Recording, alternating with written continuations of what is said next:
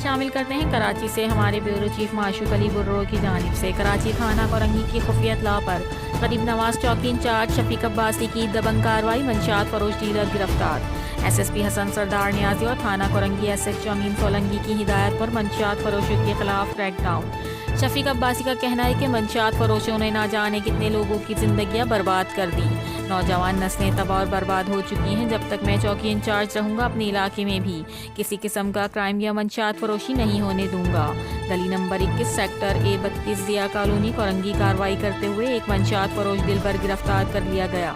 गिरफ्तार मुलजिम से 250 रुपया नकद और 545 ग्राम चरस बरामद कर ली गई।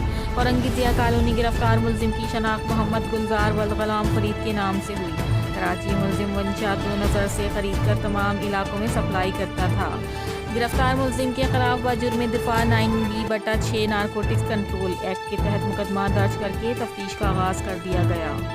Reporter Mashook Ali Burro, CCN news.